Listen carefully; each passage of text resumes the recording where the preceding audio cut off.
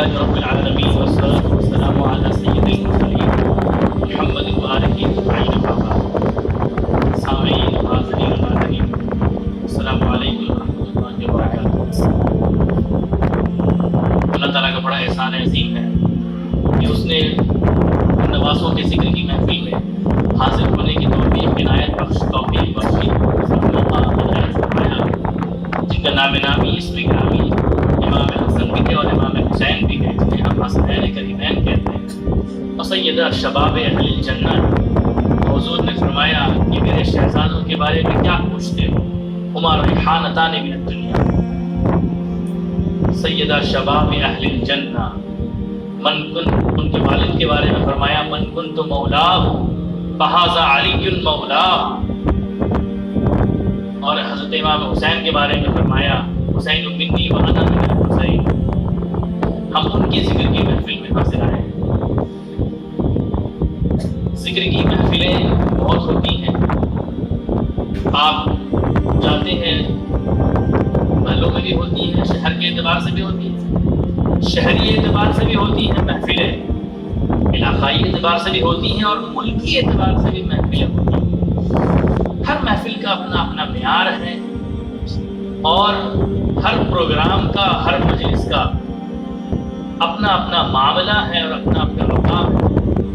بعض محفلیں سیاسی ہوتی ہیں، بعض پروگرام، بعض مجالس سیاسی ہوا کرتے ہیں، اور بعض مجالس، بعض پروگرام وہ نصیحتی پروگرام، ادبی پروگرام ہوا کرتے ہیں۔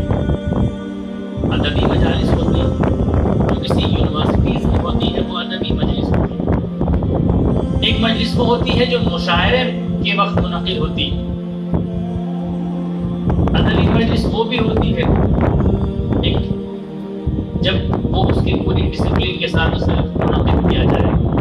ایک وہ مجلس سیاسی مجلس ہو گئی، ادبی مجلس ہو گئی۔ پھر ایک مجلس وہ ہوتی ہے جو جمعے کے دن آپ نے مسجد میں، اسے بھی مجلس کہتے ہیں۔ سارے لوگ بیٹھے ہوتے ہیں، خطبہ ہوتا ہے، اور جمعے کا خطبہ یہ حضور صلی اللہ علیہ وسلم کی سنت محمودہ ہے۔ یہ ایک مجلس ہوتی ہے۔ اس مجلس میں دینی باتیں ہوتی ہیں، دنیاوی باتیں، مخلوط بات ہوتی ہے، مسلمانوں کی نصیحت کے لیے، پند نصیحت، ان کی فلاح و بہبود کی باتیں، یہ جمعے کی مجالس کی بات ہوتی ہے۔ یہ تین مجالس ہوتی ہیں، سیاسی مجلس، ادبی مجلس، دنیاوی مجلس بھی ایک الگ ہوتی ہے جو میٹنگ ہوتی ہے کسی آفس میں، وہ بھی مجلس ہوتی ہے۔ پھر ایک چوتھی قسم جو جس میں دینی محفل جو ہوتی ہے۔ ایک اور مجلس ہے اور ایک اور محفل ہے جس کا معیار سب سے بلند ہوتا ہے، ایک اور آخری۔ ان تمام محافل کے اعتبار سے اگر اس محفل کو دیکھا جائے جس محفل میں بات محبوب سے شروع ہو اور محبوب پہ بات ختم ہو، تو وہ محفل دینی بھی ہوتی ہے اور روحانی بھی ہوتی ہے۔ اور جو محفل دینی اور روحانی ہوتی ہے، اس کا کنیکشن، اس کا سمپرک، اس کا تعلق دل سے شروع ہوتا ہے اور یار کی دہلیز پہ جا کے ختم ہوتا ہے۔ یہ وہ محفل ہوتی ہے۔ تو آج جس محفل میں ہم سب حاضر آئے ہیں، اور اللہ تعالیٰ کی عنایت اور مہربانی کے نتیجے میں اس نے یہ توفیق بخشی کہ ذکر امام حسین اسلامی تاریخ کے اعتبار سے بڑی اہم ترین مجلس ہے۔ میں نے جمعے میں بھی آج یہ بات کہی تھی، دوبارہ بھی دہرا دوں، ذکر امام حسین کی مجلس، حضرت امام حسین کی شہادت کا ذکر، شہادت کے ساتھ ساتھ ان کی عظمت اور وقار، ان کے وقار کا ذکر، ان کی سربلندیوں کا ذکر، یہ اسلامی تاریخ میں نہیں بلکہ احادیث کریمہ کے حوالے سے ہر مسلمان کے لیے اس مجلس میں شریک ہونا اس کے نامہ اعمال میں سنت کا اضافہ کرتا ہے، سنت کا اضافہ کرتا ہے۔ کوئی انسان کسی بھی مجلس میں جائے، سنت نہیں ہوتی کسی محفل میں جانا۔ کوئی سیاسی محفل میں جائے تو کیا وہ سنت ہے؟ کوئی اگر ادبی محفل میں جائے کسی یونیورسٹیز میں، وہ سنت تو نہیں ہے۔ لیکن ذکر امام حسین کی محفل سجا کے یاد امام حسین کرنا یہ سنت مصطفیٰ ہے، اور اگر آنکھیں اشکبار ہو جائیں تو یہ عین سنت عین مصطفیٰ ہے۔ یہ حضور کی چشم مبارک کی بھی سنت ہے، حضور کی ذات کی سنت ہے۔ اگر آنکھیں رونا پیٹنا چیخنا نہیں، آنکھوں کا اشکبار ہو جائے، دلوں کا امام حسین کو بے تحاشا محبت کے ساتھ یاد کر لینا، کہ حضور کے طریقے پر چلنے کے مترادف ہے۔ حضرت امام حسین کی ذات گرامی کو اگر سمجھنا ہے تو ان کی ولادت سے بات شروع کرتے ہیں۔ حضرت امام حسین سرکار دو عالم صلی اللہ علیہ وسلم کے پاس حضرت امام حسین کی ذات کریمہ اس قدر بلند بالا ہے کہ سرکار دو عالم صلی اللہ علیہ وسلم نے محبت کا اظہار کیا، محبت بھی کیا صحابہ اکرام سے، ان سے دلی تعلق بھی تھا، لیکن سرکار دو عالم صلی اللہ علیہ وسلم نے جو اظہار محبت حضرت امام حسین اور امام حسن سے کیا وہ پریکٹیکلی بھی کیا۔ ایک تو قولی فضیلت بھی بیان کی کہ میرا حسین اس مقام پر ہے، حسن کا یہ مقام ہے، حسین کا یہ مقام ہے۔ امام حسن کے بارے میں فرمایا کہ میرا یہ بیٹا مسلمانوں کے دو بڑے گروہ کے درمیان صلح کرائے گا۔ حضرت امیر معاویہ سے کے ساتھ صلح ہوئی، ان کی قریب تھا کہ جنگ ہوتی اور ہزاروں کی تعداد میں مسلمانوں کی شہادت ہوتی، مسلمان قتل کیے جاتے، لیکن حضرت امام حسین کا صلح کرنا ہزاروں مسلمانوں کے خون کی حفاظت کرنا تھا۔ بیچ میں صلح کے لیے دیوار بن کے کھڑا ہو جانا، اس کے لیے بہت بڑا دل چاہیے۔ اپنی خواہشات، اپنی طلب اور اپنی امیدوں کو چھوڑ کر ساری بادشاہت، ساری خلافت حضرت امیر معاویہ کے حوالے کر کے صلح اس بات پہ کر لینا کہ ایک اجر مقرر کر دیجیے وظیفہ، یہ بڑی بات ہے۔ حضور نے یہ بات بیان فرمائی، پریکٹیکلی حضرت امام حسن نے کر کے بھی دکھایا۔ پھر امام حسین کے بارے میں یہ فرمایا کہ میرا حسین اس مقام پر ہے، میرے حسین کا یہ مقام ہے، یہ شہادت کا یہ مرتبہ ہے، وہ اس مقام پر فائز ہے۔ حضور میں صرف قولی فضیلت بیان دو چیزیں ہیں جسے آپ کو سمجھنا ہے۔ ایک، انسان کوئی بات کہے اور اس پر عمل کرے، اسے کہتے ہیں قولی اور فعلی دونوں عمل۔ حضور کا حسنین کریمین سے محبت کرنا معیار اتنا بلند اسی لیے ہے، اس لیے کہ حضور نے قولی محبت کا اظہار بھی کیا اور عمل کر کے بھی دکھا دیا۔ حضرت امام حسین اور حضور کے صاحبزادے، آپ لوگوں کو پتہ ہے سرکار دو عالم صلی اللہ علیہ وسلم کے دو بیٹے، ابراہیم ایک کا نام تھا حضرت قاسم، دونوں کا انتقال وصال ہو گیا بچپن میں۔ تو وہ کیوں ہوا، یہ حدیث پاک کے حوالے سے سنیے۔ حدیث کے حوالے سے بات ہوتی تو سننے میں ذرا مزہ آتا ہے۔ حضرت امام حسین گودی میں ہیں اور حضرت ابراہیم بھی گودی میں ہیں، اور حضور ان کو کھلا رہے ہیں، بڑی محبت سے پیش آ رہے ہیں اور بڑی محبت سے دیکھ رہے ہیں، اور امید اور آرزو کا مرکز بنا کر دونوں کو دیکھ رہے ہیں۔ یہ میری امید بھی پوری کرے گا اور یہ بھی میری آرزو پوری کرے گا۔ یک لفظ حضرت جبرائیل امین تشریف لاتے ہیں اور حضور کے پاس آ کے کہتے ہیں اللہ کے رسول، یہ جو دونوں کو آپ دیکھ رہے ہیں اور آپ بڑی محبت فرما رہے ہیں، ان دونوں میں سے کسی ایک کو آپ کو منتخب کرنا ہوگا اور سلیکٹ کرنا ہوگا، اور دوسری جان کو اللہ کے سپرد کرنا ہوگا۔ اب آپ کی مرضی ہے، چاہے اس کو آپ منتخب کر لیں، چاہے ان کو منتخب کر لیں۔ حضور کی آنکھیں اشکبار ہوتی، یہ محبت دیکھی، یہ محبت دیکھی، یہ محبت دیکھی۔ حضرت جبرائیل امین کھڑے ہیں، حضور کی آنکھیں اشکبار ہو جاتی، حضور کی آنکھیں اشکبار ہو جاتی۔ اشکبار آنکھوں سے حضور نے دیکھا جبرائیل کو اور کہا کہ اللہ کے رسول کیا فیصلہ ہے، حکم فرمائیں۔ دونوں میں سے کس کو اللہ نے آپ کو سلیکٹ کرنے کے لیے کہا ہے؟ اللہ کے رسول نے حضرت جبرائیل امین سے فرمایا کہ جبرائیل، اگر ابراہیم کو اللہ کی راہ میں قربان کرتا ہوں، مجھے تکلیف ہوگی، میں روؤں گا، میرا دل ٹوٹے گا، برداشت کروں۔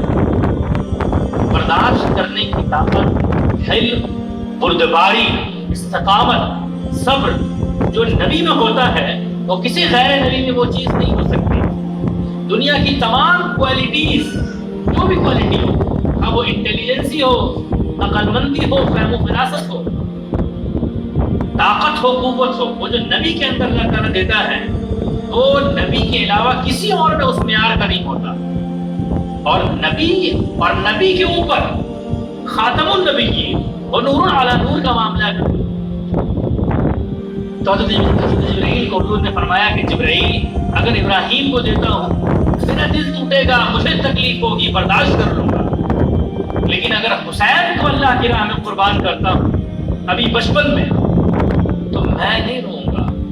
میرے ساتھ ساتھ میری شہزادی اور میری لخت جگر فاطمہ بھی روئے گی، اور فاطمہ روئے گی اور ان کے ساتھ علی بھی روئیں گے، علی کو بھی تکلیف ہوگی، اور میں اپنی شہزادی کی تکلیف میرے دل کو گوارا نہیں ہو سکتی. میں اپنی تکلیف تو برداشت کر سکتا ہوں لیکن فاطمہ کی تکلیف برداشت نہیں کر سکتا. ام سلمہ حیات تھی اور حضور نے انہیں ہی فرمایا تھا، بلا کر ایک شیشی دی تھی اور کہا تھا کہ ام سلمہ اس کے اندر کربلا کی مٹی ہے، شیشے کے اندر، جب یہ سرخ ہو جائے تو سمجھ لینا کہ میرا حسین شہید ہو گیا. وہ مٹی دی تھی. جب حضرت امام حسین کربلا کی طرف نکلتے ہیں اور نکلنے کے بعد کچھ دن گزرتا ہے تو یک لفظ حضرت ام سلمہ خواب میں دیکھتی ہیں کہ سرکار دو عالم صلی اللہ علیہ وسلم کا کپڑا جو آپ نے زیبتن فرمایا تھا وہ بالکل لال ہو گیا ہے، داڑھی مبارک پر درد کے آثار ہیں. پوچھا ہے اللہ کے خواب میں، پوچھا کہ اللہ کے رسول، اس حدیث سے خواب میں پوچھا کہ اللہ کے رسول کیا معاملہ ہے؟ آپ کا پورا جسم مبارک وہ گرد آلود ہے، داڑھی بھی گرد آلود ہے، اور زلف مبارک میں بھی گرد کے آثار ہیں، بالو کے آثار ہیں، ڈسٹ. حضور نے فرمایا کہ ام سلمہ میں کربلا گیا تھا اور اپنے بچوں کا خون جمع کر رہا تھا، آگے دیکھو وہ شیشی جا کے دیکھنا جو میں نے تمہیں دی تھی وہ سرخ ہو گئی. ام سلمہ کی آنکھ کھلتی ہے اور یک لخت وہ اٹھتی ہے اور جا کے دیکھتی ہے تو وہ ساری شیشی سرخ ہو چکی تھی. حضرت امام حسین کی شان شہادت کے اعتبار سے اسی لیے بہت بلند ہے. سب کی شہادت کا مرتبہ حضور نے بیان فرمایا کہ جو اللہ کی راہ میں شہید ہو اس کا یہ مقام ہے، جو اللہ کی راہ میں جام شہادت نوش کرے اس کا یہ مرتبہ ہے، یہ مقام ہے، یہ فضیلت ہے، یہ کمال ہے. اسے اللہ یہ عطا فرمائے گا، اللہ اتنی محبت فرمائے گا جو کوئی بھی یہ کرے گا. لیکن کسی کو یہ نہیں پتا تھا کہ مجھے شہید ہونا ہے. ہر کسی کے دل میں تمنا تھی لیکن خبر نہیں تھی کہ شہید ہونا ہے. تمنا تھی. جنگ میں جاتے تھے تو ایک آپشن رہتا تھا کہ یا تو شہید ہوں گے یا تو پھر سفلتا پوروک واپس ہوں گے، فاتح ہو کے واپس ہوں گے، غازی ہو کے واپس ہوں گے. ایک امید رہتی تھی. لیکن حضرت امام حسین کی شہادت اس لیے بہت بلند ہے کہ پتا تھا کہ شہید ہونا ہے اور اللہ کی بارگاہ میں شہادت ہوگی اور اللہ کی بارگاہ میں قربان ہونا ہے. یہ سر بھی قربان کرنا ہے، یہ جان بھی قربان کرنا ہے، جان و تن سب کچھ لٹانا ہے. شہادت امام حسین کی بلند اسی لیے ہے. سنیے، شہادت امام حسین کی بلند اسی لیے ہے. اپنی شہادت کا پتہ تھا کہ اللہ کی راہ میں قربان ہونا ہے. شہادت اسی لیے بلند ہے کہ اپنی شہادت تو کجا، وہ تو پتہ تھی کہ مجھے شہید ہونا ہے. ساتھ ہی ساتھ پورا خانوادہ بھی لے کے چلے کہ اللہ نے کربلا میں قبولیت کی جگہ بخشی ہے، قبول فرمائے گا. تو آؤ اپنے گھر والوں کو بھی مہر قبولیت لگوا دیں، آؤ اپنے گھر والوں کو بھی قربان کر دیں، آؤ اپنے گھر والوں کو بھی اپنے محبوب کی مرضی پر فدا کر دیں. آؤ اپنے محبوب، اپنے مولا سرور کائنات، اپنے نانا جان کے دین پر نہ صرف اپنے آپ کو بلکہ اپنے بھتیجوں کو، اپنے شہزادوں کو، اپنے بچوں کو اور اپنے پورے خانوادے کو، اپنے پورے گھر بار کو، اپنے لیے نہیں اپنے نانا کے دین کے لیے اور اپنے مالک کے حکم پر عمل کرتے ہوئے اپنے گھر والوں کو بھی قربان کر دیں. اس لیے امام حسین کی قربانی جملہ شہداء کی قربانیوں سے بلند تر ہے کہ سب پتا تھا کہ شہید ہونا ہے. معلومات کے باوجود اگر کسی کو معلوم ہو وہ خود جائے گا اکیلے، شہید ہو کے آ جائے گا، گھر والوں کو بچا کے رکھے گا. گھر والے، قرآن میں کہا گھر والے، اولاد، ازواج، یہ ساری چیزیں آزمائش کی چیزیں. انسان رک جاتا ہے، انسان کے پیروں میں زنجیر ڈال دی جاتی ہے، نفس غالب آتا ہے. لیکن امام حسین کی شہادت اپنی تمام تر جلوہ سامانیوں کے ساتھ ہمارے سامنے ہے. اور جب آپ غوطہ لگائیں گے احادیث میں اور کتابوں کو پڑھیں گے تو آپ کے سامنے یہ بات واضح ہوگی کہ ساری چیزوں کی خبر ہونے کے باوجود پورے کنبے کو جا کے اللہ کی بارگاہ میں قربان کرنا، یہ ایمان کی پختگی اور کمال ایمان کی دلیل ہے.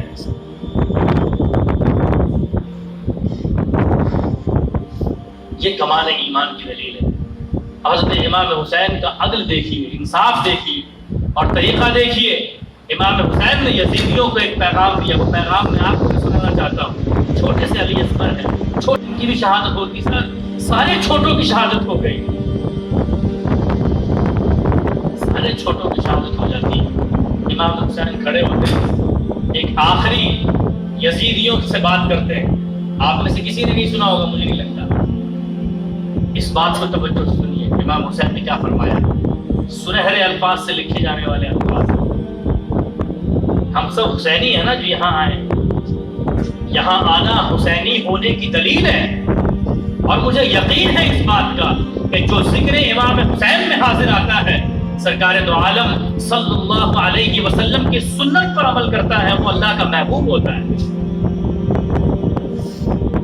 حضرت امام حسین نے یزیدیوں کو مخاطب کر کے کہا کہ تم نے اس کا اعتماد توڑا جس نے تم پر بھروسہ کیا، تم نے انہیں دھوکہ دیا جنہوں نے تم پہ بھروسہ کیا.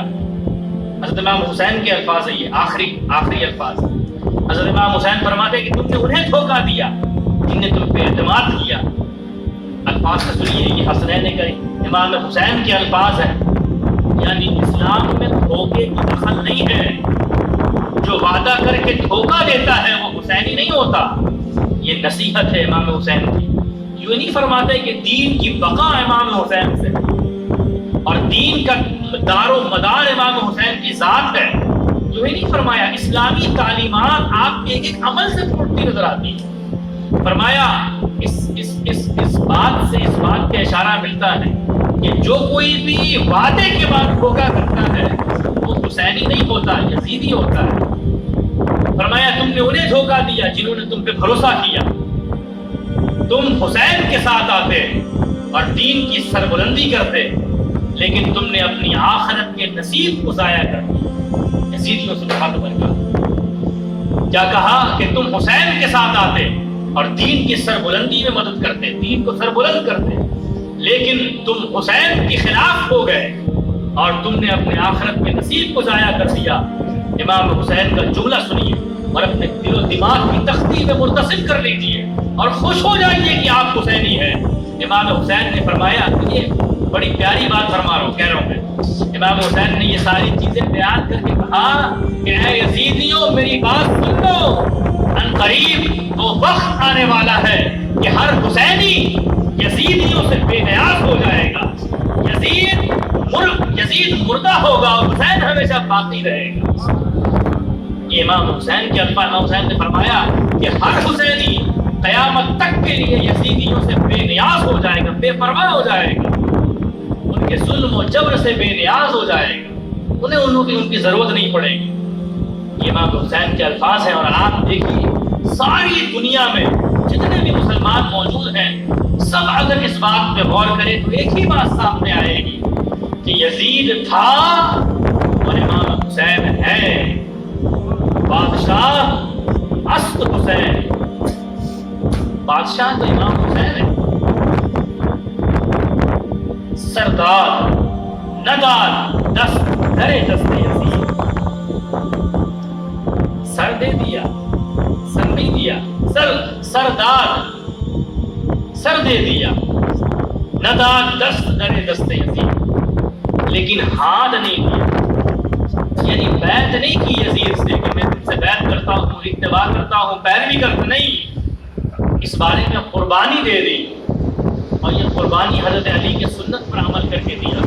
حضرت علی کے سامنے بھی صلح حدیبیہ کے وقت لوگ آئے تھے اور آ کے کہا تھا اللہ کے رسول کو کہ آپ کو میں رسول اللہ نہیں مانتا، اس نام کو کاٹ دیں.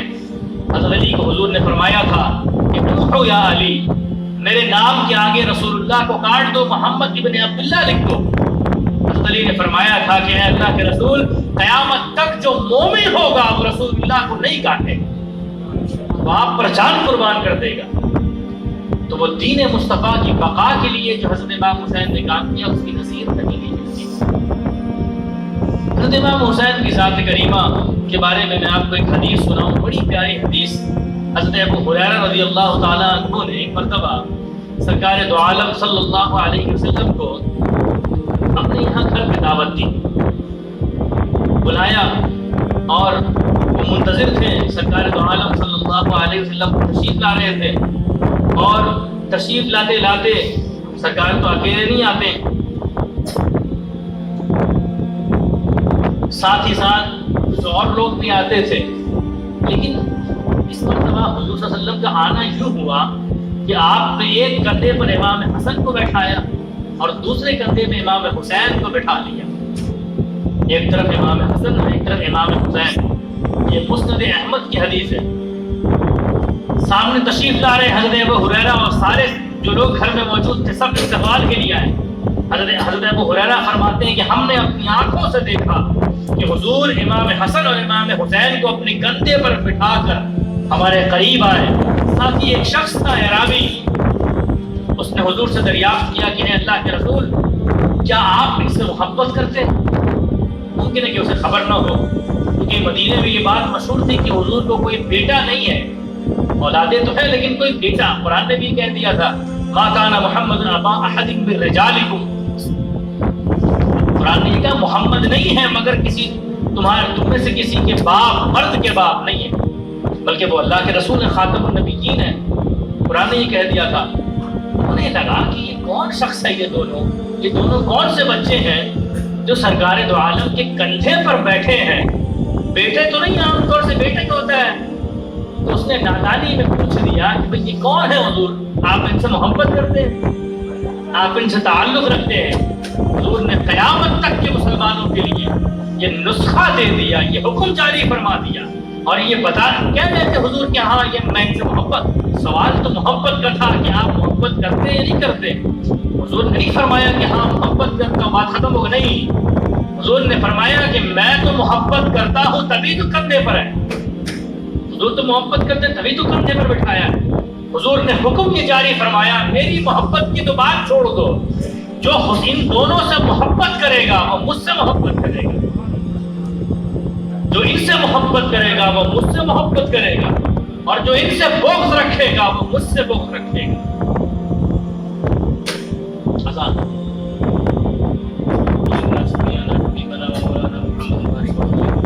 صلو علیہ الصلوۃ والسلام علیہ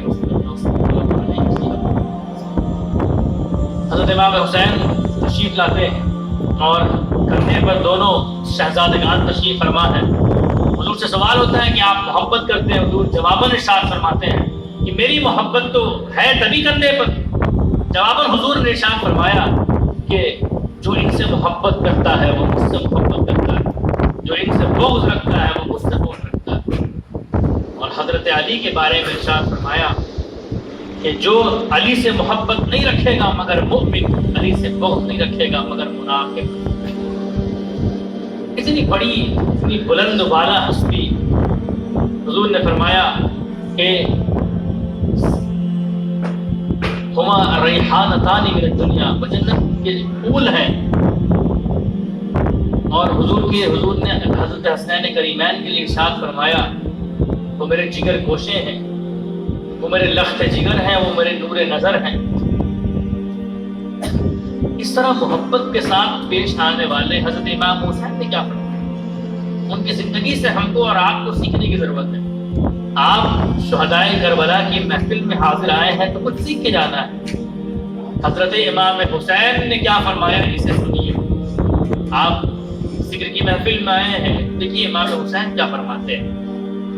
حضرت امام حسین نے فرمایا کہ میں نے اپنے نانا جان سے سنا، میرے نانا جان نے یہ مجھے بتایا کہ تم میں سے اگر کوئی بھی اللہ کے دین کے ساتھ مذاق کرتا ہوا نظر آئے اور اللہ کے حکم کو ٹھکراتے ہوئے اللہ کے حکم کی خلاف ورزی کرتا نظر آئے، کوئی گناہ کرتے ہوئے، کوئی برائی کرتے ہوئے، کوئی ظلم کرتے ہوئے، کوئی جبر کرتے ہوئے، کوئی بدمعاشی کرتے ہوئے، اور اگر طاقت نہ ہو تو دل میں برا ضرور جانو.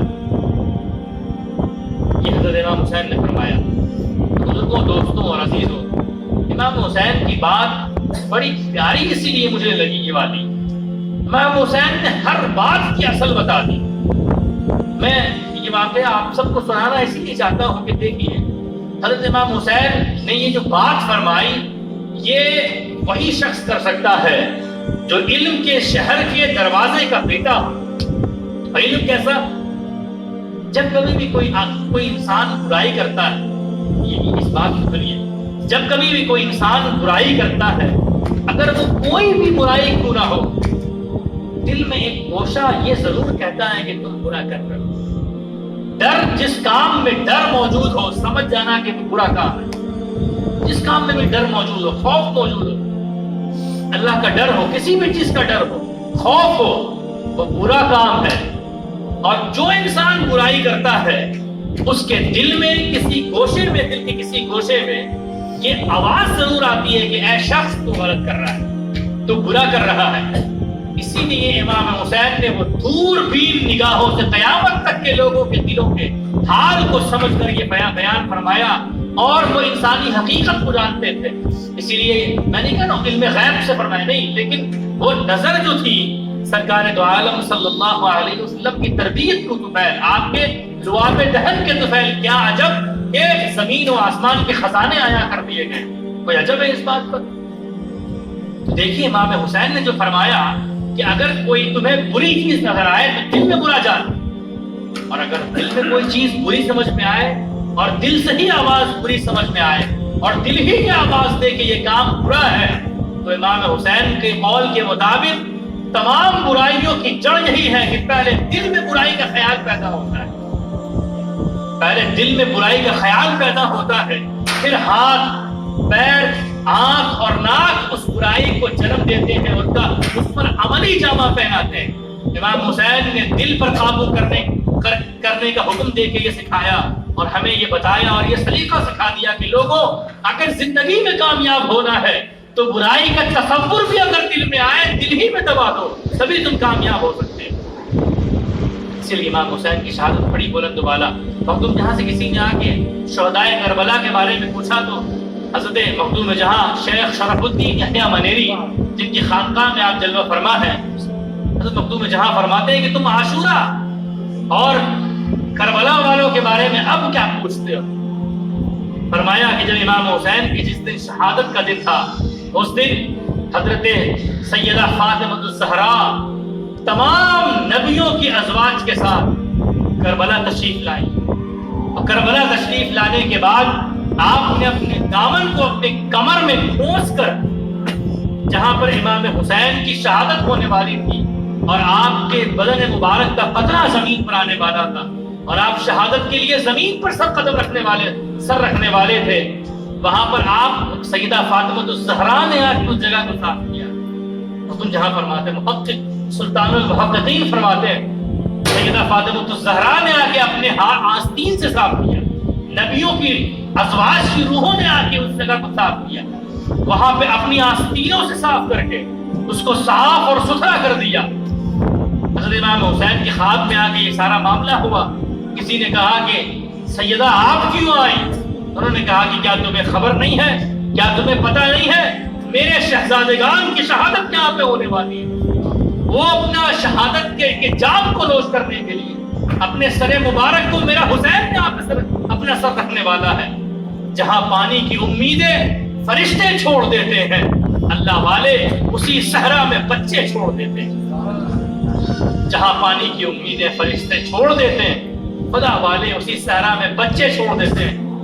اور تم جہاں فرماتے ہیں کہ جب یہ سارا واقعہ کربلا کا اللہ کے رسول کو حضرت جبرائیل نے فرمایا تو اللہ کے رسول نے حضرت جبرائیل امین سے پوچھا کہ اے جبرائیل، اس وقت تو کوئی موجود نہیں ہوگا، میری پوری اولاد اور میرا پورا خانوادہ، میرے پورے اہل بیت کو تکلیف اور غم کا معاملہ ان کے ساتھ پیش آنے والا ہے، تو کیا کوئی تعزیت بھی کرے گا؟ کیا کوئی خیریت بھی پوچھے گا؟ قربان ہوئیے حضور کے کلمات پر اور اپنی قسمت پہ رش کیجئے. یہ اللہ کے رسول کے کلمات ہیں. آپ اپنی قسمت میں جو سویا وہ کھویا، اس کی فکر مت کیجیے کہ کون سوتا ہے اور کون کھو جاتا ہے. انسان کو ہمیشہ اپنی فکر کرنی چاہیے کہ ہمیں کیا ملنے والا ہے. اللہ کے رسول نے حضرت جبرائیل سے پوچھا کہ جبرائیل کوئی موجود نہیں ہوگا، میں بھی نہیں ہوگا، میرے صحابہ میں متعدد ہوں گے، کم ہوں گے، میرے گھر والوں کے تعزیت کی تعزیت کون کرے گا؟ کون خبر گیری کرنے کے لیے جائے گا؟ کوئی پوچھے گا بھی نہیں، کوئی سوال بھی نہیں کرے گا، کوئی مدد کے لیے بھی آگے نہیں آئے گا، کوئی ہیلپ بھی نہیں کرے گا، کوئی اپنی چادر بھی نہیں بچھائے گا کہ آپ تشریف رکھے. وہ امام حسین جن کے لیے حضور نے اپنا کندھا بچھا دیا کہ حسین تمہیں بیٹھنے کے لیے زمین کی ضرورت نہیں ہے، نبی کا کندھا کافی ہے. کیا میرے نوازوں کے لیے کوئی ایک چادر بھی نہیں بچھائے گا؟ کیا کوئی تعزیت بھی نہیں کرے گا؟ حضرت جبرائیل امین نے فرمایا، تم جہاں فرماتے ہیں، حضرت جبرائیل امین نے فرمایا کہ اے اللہ کے رسول، اللہ نے آپ کو ایسی امت بخشی ہے، اپنی قسمت پہ قربان جائے. حضور نے حضرت جبرائیل امین نے فرمایا کہ اے اللہ کے رسول، اللہ نے آپ کو ایسی امت بخشی ہے جو آپ کی اولاد کی ایسی تعزیت کریں گے اور ایسا غم کرے گی کہ قیامت تک اور جب سے دنیا شروع ہوئی کسی نے ایسا غم اور ایسی تعزیت نہیں کی ہوگی. تو دیکھیے اللہ کا احسان عظیم، اس کی کرم نوازی یہ ہے کہ آج ہم نواز مصطفیٰ کی ذکر کی محفل میں اس جگہ تشریف لائے. یہ امام حسین کی ذکر کی برکت، محفل کی برکت یہ ہے کہ اس جگہ کو بھی اللہ تعالیٰ نے ذکر محفل امام حسین کے لیے قبول کر دیا. جس مٹی پر محفل ذکر امام حسین ہوتا ہے وہ مٹیاں آب رحمت سے پہلے ہی صاف کر دی جاتی ہیں. اب آخری بات سنا کے اپنی بات کو ختم کروں. حضرت امام حسین کی جب شہادت ہوتی ہے اس سے قبل امام حسین کا مرتبہ کیا ہے یہ حضرت عمر کی زبانی آپ سنیے. اب بڑی پیاری بات حضرت عمر کے حوالے سے، شمر کا خنجر گلو خشک پر چلتا رہا اور دین حق روشن رہی اور حق کا دیا چلتا رہا اور چشمے گریاں مزرعے دین نبی کو دی رہی اور گلا کٹ کر نماز حق ادا ہوتی. یہ وہ اشعار ہیں، سن کے مزہ آتا ہے. اللہ تعالیٰ نے قرآن پاک میں ارشاد فرمایا وَلَا تَحْسَبَنَّ الَّذِينَ قُتِلُوا فِي سَبِيلِ اللَّهِ أَمْوَاتًا. یہ ہرگز یہ گمان نہ کرنا کہ میری راہ میں جو اپنی جان کو قربان کرتے ہیں وہ مر گئے، وہ مردہ ہو گئے. نہیں، اللہ تعالیٰ نے دو ٹوک فیصلہ کر دیا کہ تمہاری اوقات یہ نہیں ہے کہ تم ان کی حیات کو یا ان کی مواد کو طے کرو. ان کی حیات کو میں نے تمام بخش دیا، قیامت تک کے لیے امر کر دیا. ان کی زندگی بھی میری خاطر، ان کا جینا بھی میری خاطر، ان کا مرنا بھی میری خاطر. وہ میرے ہو گئے، میں ان کا ہو گیا، درمیان میں تم کہاں سے آ گئے؟ اللہ تعالیٰ نے قرآن پاک میں یہ دو ٹوک فیصلہ کر دیا اور فرمایا وَلَا تَقُولُوا لِمَنْ يُقْتَلُ فِي سَبِيلِ اللَّهِ أَمْوَاتًا. اللہ کی راہ میں جو قربان ہوتا ہے اسے یہ مت سمجھنا کہ وہ قتل کر دیا گیا. نہیں، ظاہراً اس کا گلا کٹتا ہے لیکن اس کی روح ہمیشہ مضبوطی کے ساتھ زندہ رہتی ہے اور کسی کے مجال نہیں ہے کہ اس کی روح پر بھی ایک آ جا سکے. بزرگوں، دوستوں اور عزیزوں، حضرت عمر مدائن جب فتح ہوتا ہے قادسیہ کی جنگ کے بعد، یہ واقعہ بڑی توجہ سے سنیے. مدائن ایک شہر ہے، بڑا شہر، فارسیوں کے ہاتھ میں تھا. جب مدائن فتح ہوتا ہے تو مدائن فتح ہونے کے بعد حضرت امیر المومنین عمر فاروق رضی اللہ عنہ، اور اگر دل میں کوئی چیز بری سمجھ میں آئے اور دل سے ہی آواز بری سمجھ میں آئے اور دل ہی کی آواز دے کہ یہ کام برا ہے، تو امام حسین کے قول کے مطابق تمام برائیوں کی جڑ یہی ہے کہ پہلے دل میں برائی کا خیال پیدا ہوتا ہے. پہلے دل میں برائی کا خیال پیدا ہوتا ہے، پھر ہاتھ، پیر، آنکھ اور ناک اس برائی کو جنم دیتے ہیں اور اس پر عملی جامہ پہناتے ہیں. امام حسین نے دل پر قابو کرنے کا حکم دے کے یہ سکھایا اور ہمیں یہ بتایا اور یہ سلیقہ سکھا دیا کہ لوگوں، اگر زندگی میں کامیاب ہونا ہے تو برائی کا تصور بھی اگر دل میں آئے دل ہی میں دبا دو، تبھی تم کامیاب ہو سکتے ہیں. اسی لیے امام حسین کی شہادت بڑی بلند بالا. اور تم جہاں سے کسی نے آ کے شہدائے کربلا کے بارے میں پوچھا تو حضرت مخدوم جہاں شیخ شرف الدین یحییٰ بنیری، جن کی خانقاہ میں آپ جلوہ فرما ہے، تو جہاں فرماتے ہیں کہ تم عاشورہ اور کربلا والوں کے بارے میں اب کیا پوچھتے ہو؟ فرمایا کہ جب امام حسین کی جس دن شہادت کا دن تھا اس دن حضرت سیدہ فاطمہ الزہرا تمام نبیوں کی ازواج کے ساتھ کربلا تشریف لائی، اور کربلا تشریف لانے کے بعد آپ نے اپنے دامن کو اپنی کمر میں کھونس کر جہاں پر امام حسین کی شہادت ہونے والی تھی اور آپ کے بدن مبارک کا قطرہ زمین پر آنے والا تھا اور آپ شہادت کے لیے زمین پر سر رکھنے والے تھے، وہاں پر آپ سیدہ فاطمہ الزہرا نے آ کے اس جگہ کو صاف کیا۔ تم جہاں فرماتے ہیں محقق سلطان المحققین فرماتے ہیں سیدہ فاطمہ الزہرا نے آ کے اپنے ہاتھ آستین سے صاف کیا، نبیوں کی ازواج کی روحوں نے آ کے اس جگہ کو صاف کیا، وہاں پہ اپنی آستینوں سے صاف کر کے اس کو صاف اور ستھرا کر دیا۔ حضرت امام حسین کی خواب میں آ کے یہ سارا معاملہ ہوا۔ کسی نے کہا کہ سیدہ آپ کیوں آئی؟ انہوں نے کہا کہ کیا تمہیں خبر نہیں ہے، کیا تمہیں پتہ نہیں ہے میرے شہزادگان کی شہادت یہاں پہ ہونے والی ہے؟ وہ اپنا شہادت کے جان کو نوش کرنے کے لیے اپنے سر مبارک کو میرا حسین یہاں پہ اپنا سر رکھنے والا ہے۔ جہاں پانی کی امیدیں فرشتے چھوڑ دیتے ہیں، اللہ والے اسی صحرا میں بچے چھوڑ دیتے ہیں۔ جہاں پانی کی امیدیں فرشتے چھوڑ دیتے ہیں، خدا والے اسی صحرا میں بچے چھوڑ دیتے ہیں۔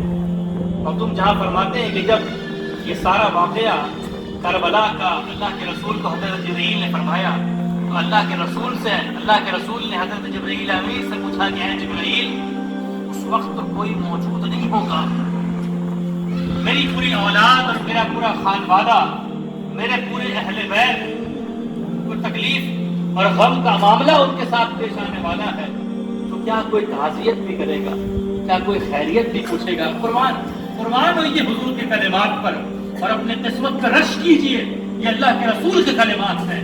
آپ اپنی قسمت میں جو سویا وہ کھویا، اس کی فکر مت کیجیے کہ کون سوتا ہے اور کون کھو جاتا ہے۔ انسان کو ہمیشہ اپنی فکر کرنی چاہیے کہ ہمیں کیا ملنے والا ہے۔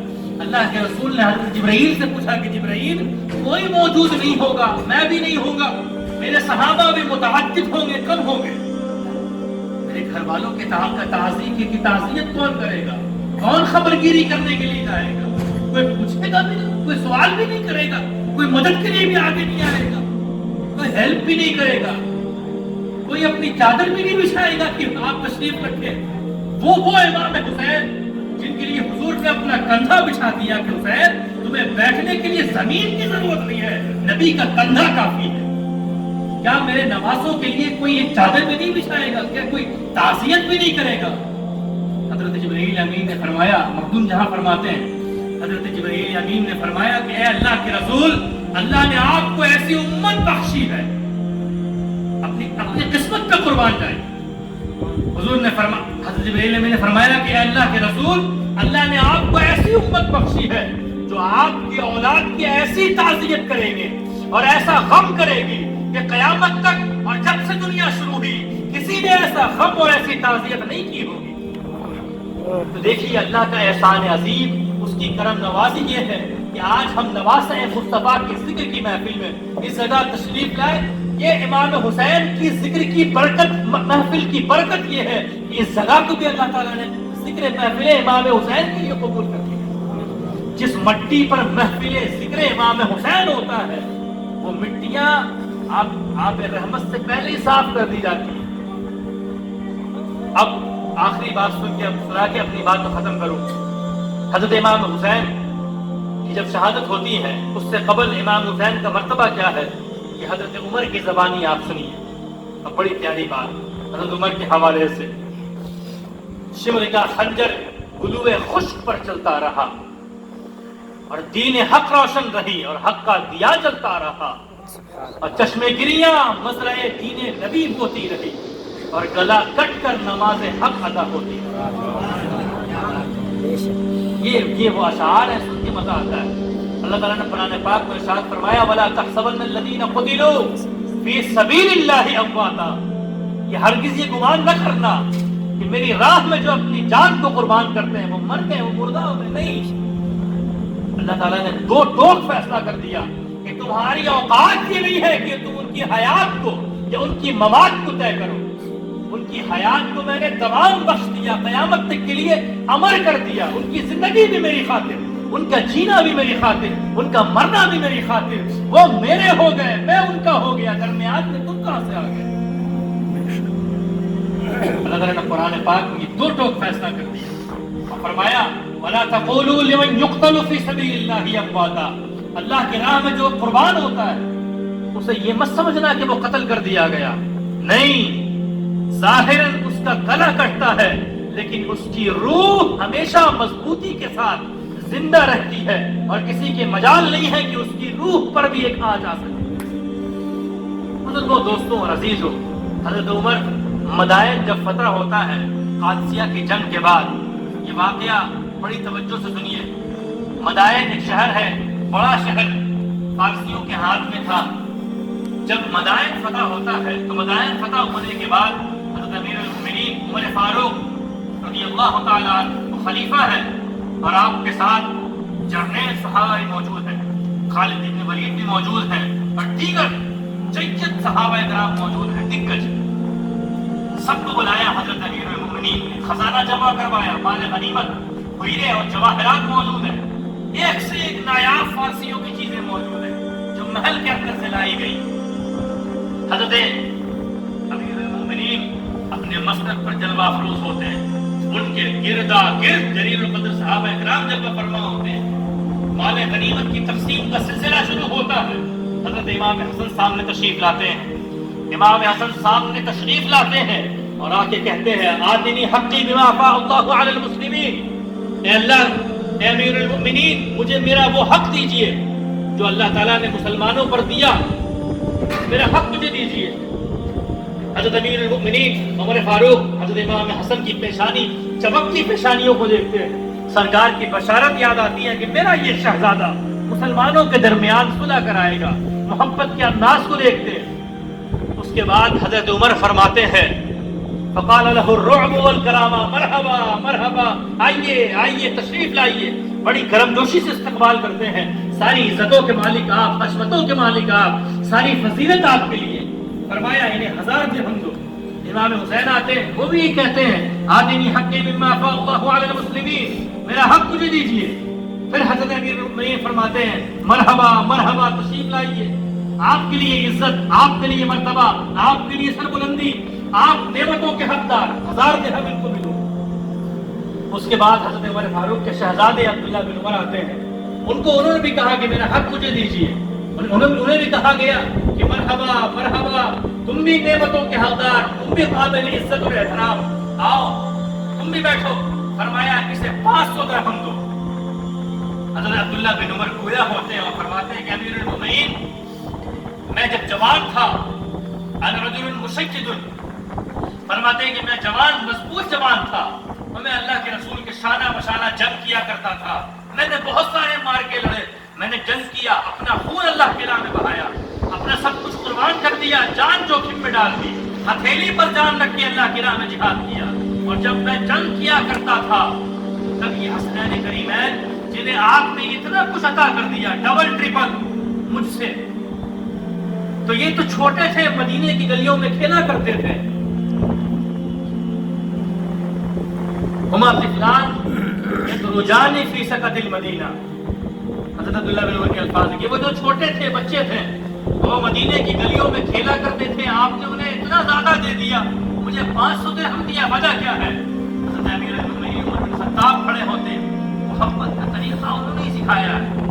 وہ بڑوں نے جو سکھایا ہے محبت کا طریقہ، چاہے کوئی بھول جائے، اپنے اسلاف کا طریقہ اور اپنے اجداد کا طریقہ خانقاہیں کبھی نہیں بھولتی. خانقاہوں کی اسپیشلٹی، ان کی پہچان یہ ہوتی ہے کہ خانقاہیں اپنی روایات کے ساتھ زندہ ہوتی ہیں. خانقاہ میں جو روایات کا دخل ہے، یہ ذکر شہدائے کربلا ہونا ہے، چاہے ایک آدمی کے ساتھ ہو، 2 آدمی کو ہونا ہے، روایت مر نہیں سکتی.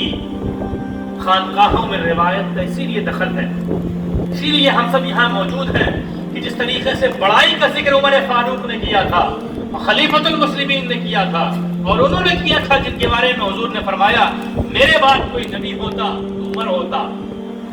حضرت عمر نے یہ بتا دیا کہ دیکھو برابری کا تصور اس طرح نہیں ہے کہ اللہ کے رسول نے کہہ دیا. قرآن پاک کے الفاظ ہیں انا بشر مثلکم، میں تمہاری طرح بشر ہوں تو بشر ہو نہیں. اس بات کو یاد رکھیے، عقیدے کی بات ہے کہ مثل تمثیل کبھی حقیقت نہیں ہوتی. کوئی بھی تمثیل مثال جس چیز کی بیان کی گئی وہ غیر حقیقت کی طرح نہیں ہو سکتی. یہ بہت بڑی سچائی ہے جس سے لوگوں نے منہ موڑ لیا تو گمراہ ہو گئے.